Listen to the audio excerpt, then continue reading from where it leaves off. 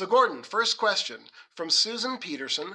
How do you feel about building in the 500-year floodplain at CU South? I think that's appropriate. Originally, the plans, the previous city council had voted to proceed with essentially the variant 1 500-year flood mitigation project. And so at the time then it made sense to have the same level of protection, the 500-year flood protection for CU as for downstream residents. And so that's why the fill then became for a 500-year elevation. This past February a year ago, the members decided to, because of the cost to city council members, because of the cost to go down to the 100-year floodplain level, but yet they've never gone back and said, well, let's have parity and only allow fill to be to the 100-year level at CU. So that's certainly a negotiating item, and I think absolutely council should take that off the table for the 500 level of fill. All right, very good. So the next question is a two-part question. The first comes from Linda Andes Georges, and the second from Amy Seymour. Your slide shows that a large berm prevents the South Boulder Creek from spreading out south of Highway 36.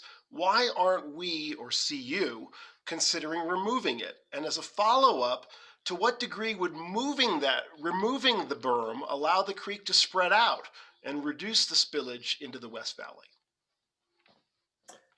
Great questions. The current thinking is to remove the CU berm. It actually doesn't have a lot of impact on the flood detention. I think if I could share my screen for a minute, I will go back to my presentation at the... Go for it. Yeah, here we go. At the backside, I put in a few. Okay, here's one. Can you see that slide? Yes, we can. Great. So here's a zoom of just the area between Highway 93, which is on the left side, kind of in pink, going with my mouse. On the left-hand diagram, so the blue then is the flood extent for the 100-year flood, and the yellow are the flow arrows. The red backwards C circle is roughly where the berm is. And I apologize for the various text boxes on here. But this is supposed to show the simulated or modeled flood extent with the berm as exists today. That's the picture on the left, and without the berm is the picture on the right. And you can see this new area. Flooding does come in from the south end and fills up what was the old gravel ponds, and then continues to the north, kind of behind this text box. In both cases, the flood would be detained by the 100-year flood mitigation, flood wall, and earthen dam. Okay. So the next question comes from, actually two questions, come from Spence Havlick, former city council member. First question, why was the 500-year event discarded? And second question, has the earthen levee been certified by FEMA or another agency? The 500-year flood mitigation size of the phase 1 dam was discarded during a study session in February last year under the auspice of cost and greater environmental impacts, but principally cost. You might recall from my talk, the 100-year design is about 64 million.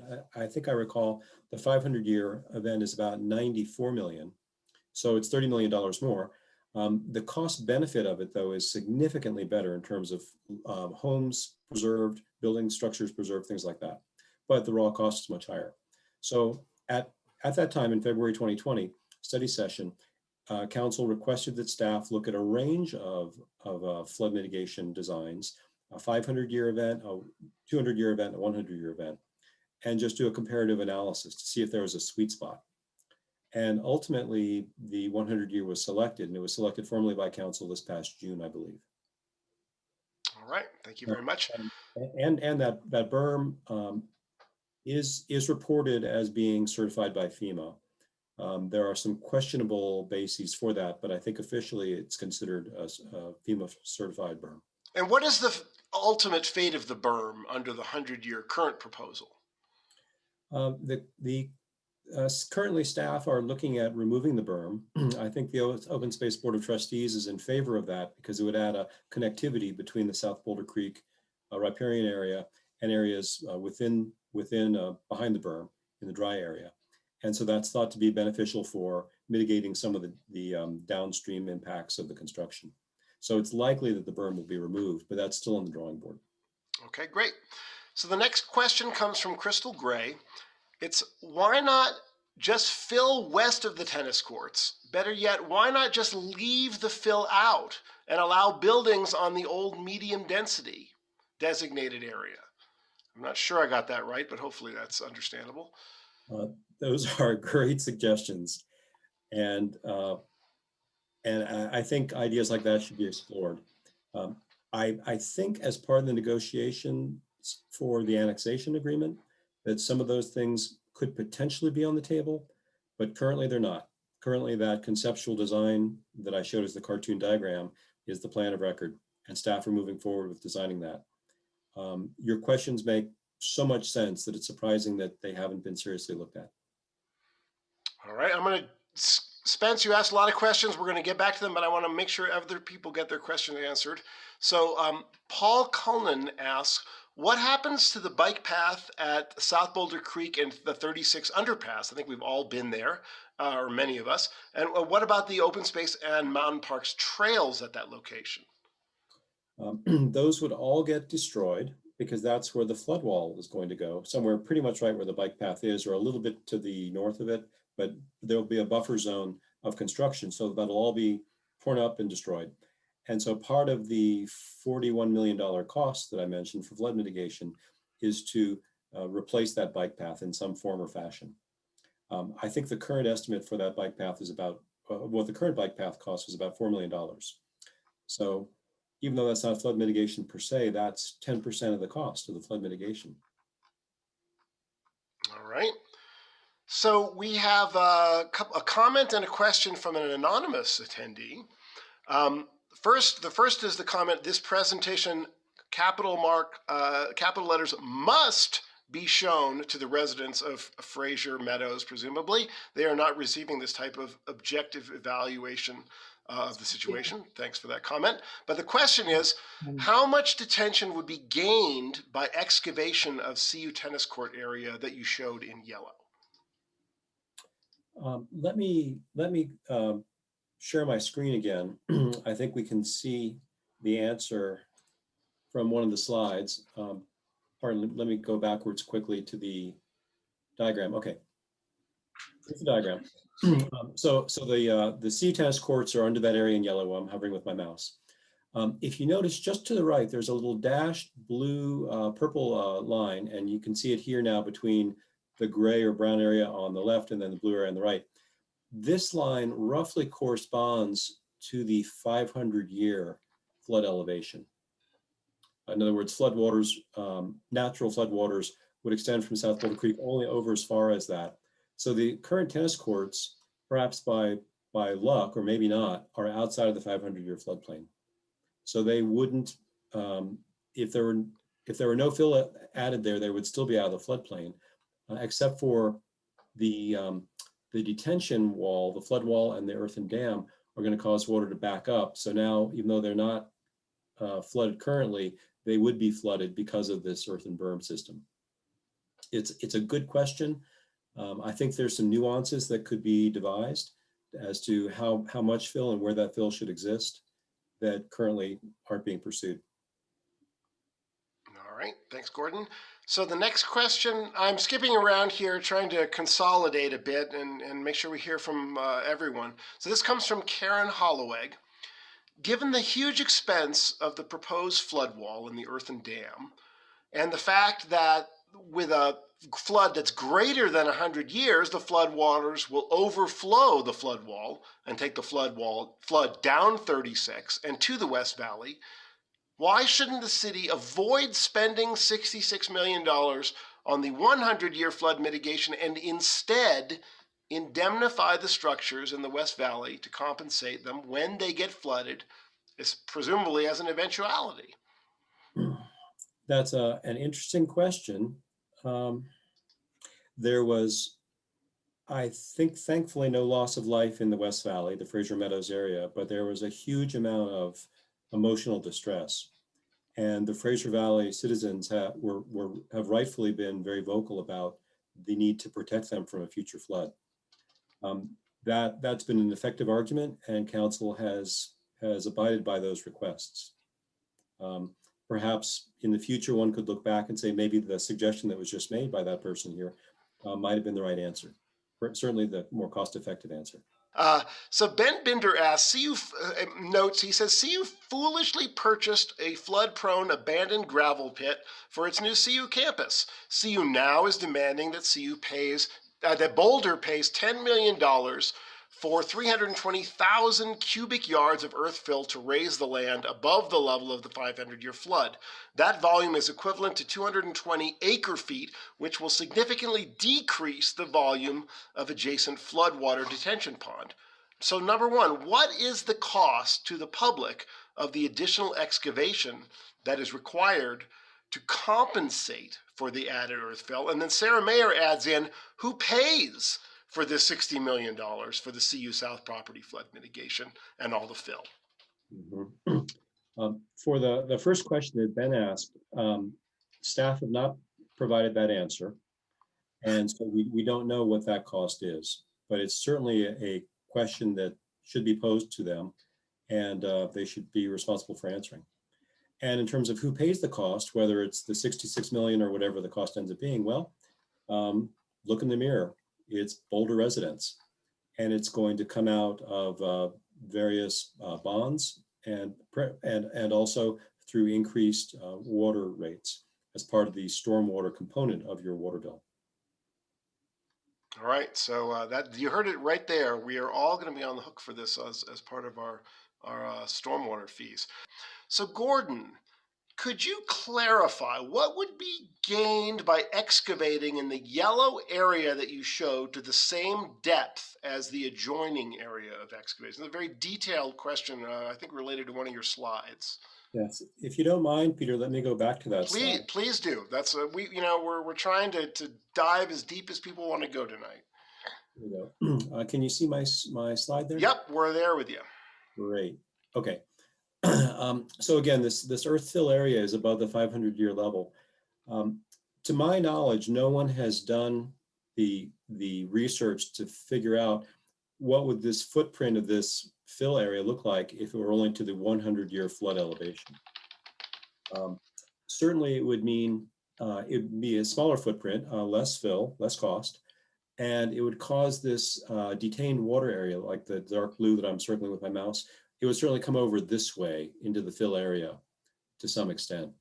It probably wouldn't go as far upstream like this tongue you can see going back up this way, because that water would be now over here on the left.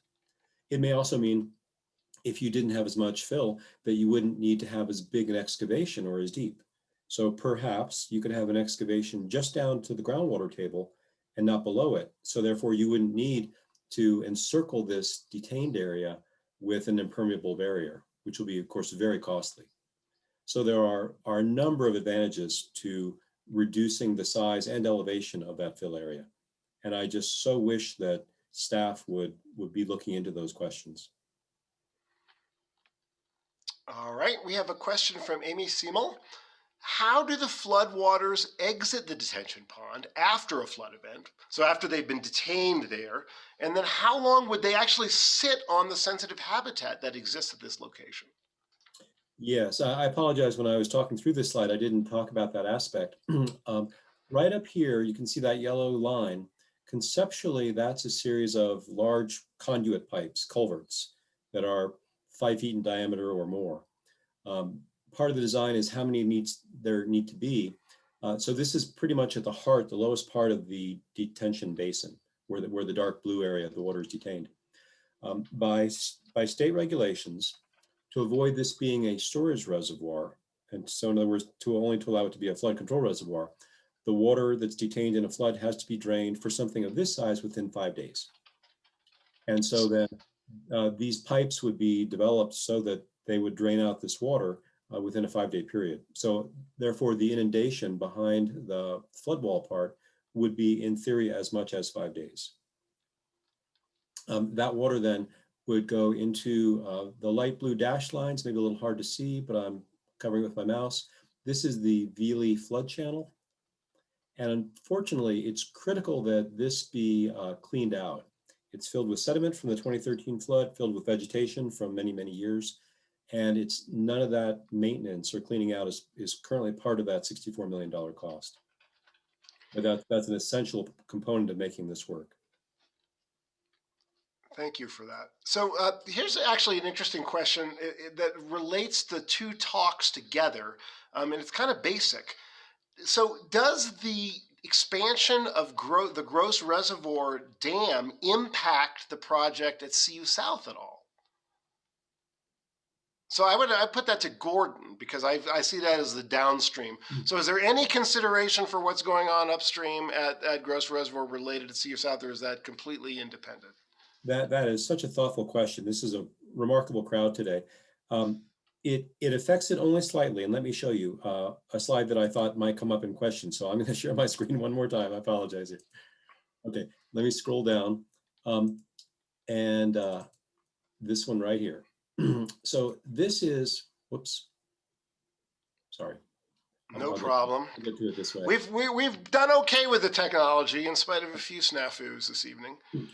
So this is the location of the theoretical storm, referred to as the design storm, that was used in the hydraulic modeling to create the 100-year, and for that matter, the 500-year floods. A little hard to see. So Highway 93 is this red line that I'm describing with my mouse. The city is kind of out of the picture. This knee-shaped red box is the focus area that we've looked at in more detail. Route 36 is right there, going across right here. This oval is the theoretical design storm. It interestingly was positioned on purpose. So the cooler the colors, you can see on the key over here on the right, the cooler the colors, the more intensive the rainfall. And the extent of this rainfall is where the orange oval is. This storm was placed on purpose to be just downstream of Gross Reservoir. And it's really hard to see, but I'm covering Gross Reservoir with my mouse right here. So the heart of the rainfall event is downstream of Gross Reservoir. So to the extent that Gross Reservoir gets enlarged, or heck, even if it doesn't, only the amount of rain that would be in this zone, so very, very little rainfall. So orange is very little rain would fall in this little piece where Gross Reservoir is, and thus Gross could capture it. So this was done on purpose. The climatology study done around 2004 spent a lot of time citing this right where it was to maximize the damage of that storm in terms of flood. Very interesting. So this one is for Gordon. So if CU were allowed to develop the property as it hopes, would that development adversely affect the people who already have property nearby in the neighborhoods, like Tantrum, Majestic Heights, and Highview? Those are people probably out of the floodplain currently, is what I'm expecting. Right. One of the guiding principles for the development of this phase 1 flood mitigation plan is that downstream and I'd say adjacent residents would not be adversely affected by the flood. So that this flood mitigation plan cannot make downstream things worse. Now, that's only from a hydrologic, from a flooding point of view. Imagine when the flood comes, putting aside the flood water, think about people driving and think about what would happen with that whole area and the congestion that would occur, especially if CU develops its property and there are potentially thousands of students and others on the property with hundreds or thousands of cars. So that would be the bigger impact, I think. It would pertain to the flood, yes, but it wouldn't relate to the water part of the flood per se. Our final question of the evening for Gordon comes from Spence Havlick, and I think this is an apropos one to close on.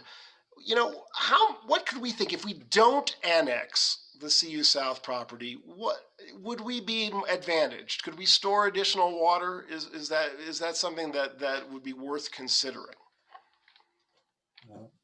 Yes, the design right now originally came about as part of an interpretation of these CU South guiding principles, which included allowing CU to have 129 acres of developable property. And so that really put a big monkey wrench into the design. And as much as I've complained about the phase one design as a Rube Goldberg kind of design, I have to actually hand it to the engineers to come up with something that worked because of all the constraints they were posed. And so this 129 developable acres is one of the key constraints. If CU weren't in the picture and all of that land, say, hypothetically were owned by the city and they could design something as they wanted, then I think there could be a much less costly and much more effective flood design developed. We looked sometime this fall at an upstream option that would be upstream of the gravel pits, or actually make use of the upstream parts of the gravel pits. And those studies showed that actually all of the floodwaters could be, 100% of the floodwaters could be stored if the water could get in there. So certainly there's the area, there's the height because of the mined out gravel pits, the elevation change. There would be a lot of options available if CU weren't part of the annexing and part of the ownership. All right, thanks very much.